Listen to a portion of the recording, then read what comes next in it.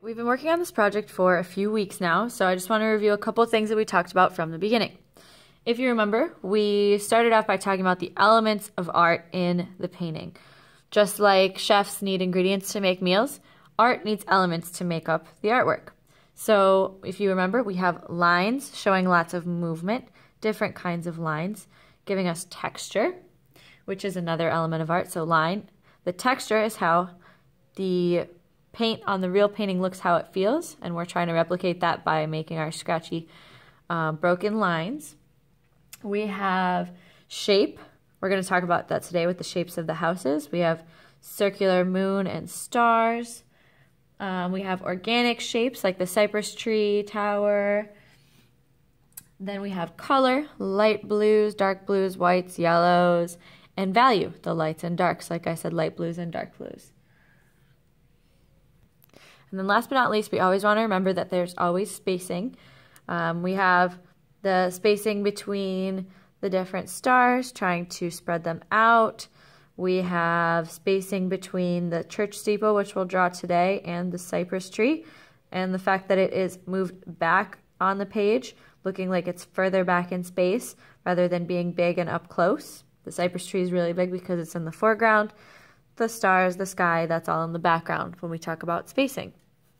Just like the other days we've worked on this project, you're going to start out with pencil first, which I'll show you the lines with my marker so that you can see on the black paper in the video. And today we're going to draw the shapes of the houses.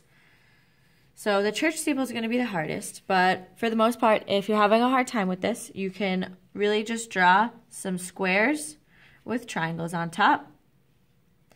And that is really all you need for these buildings down here. We just want to add something in this middle ground to show the difference between the big cypress tree and the small houses that are off in the distance in the middle ground leaning towards the background.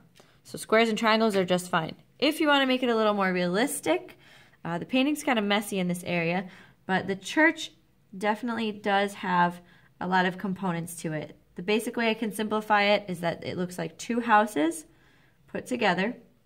So a square with triangle on top, another square next to it with another triangle on top, and then a rectangular shape coming off the roof with a cone or long skinny triangle on top of that.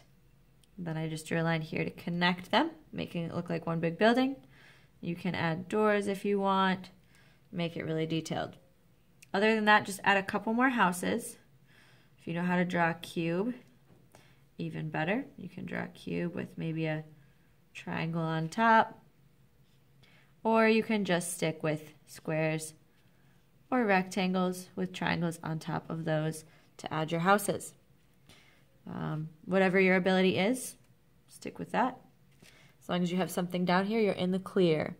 Other than that, there are kind of these swirly patterns behind and in front of the houses where the colors just kind of mix and go crazy in those areas, and then they're smoother and darker in between that. The freedom of the colors today is going to be a lot, you're going to have a lot more freedom with it than previous days. We really wanted to make sure that these swirls are lighter blues mixed with white, and that the stars are really bright because we want them to be reflecting like the night sky. All you have to worry about now is putting in the darker shades. So keep the sky darker than your swirls. You can pretty much have whatever colors in it you want. If you want to keep it realistic, definitely stick with darker blues and probably some black, maybe dark purples, colors like this. And remember that we want to stick with our impasto looking oil pastel technique with the lines moving through the sky. Kind of make it move with the swirls. The houses can be any color you want. I see some reds down here, greens in the houses. It can really be whatever you want with, again, darker blues, shades of that nature in here, and some swirly patterns at the bottom. The only thing you really need to worry about in this part is making sure that the stars stay bright. So if they need it, add more white. And start to fade them into that night sky with some lighter blue first before you just hop right into that dark blue. So do some circles with light blue, on your stars. Fill them in, make them look really bright, cover up all that black background, and then take some dark blues and start making them fade into their background. The slower and more gradual the colors fade into each other, the better it will look. Have fun!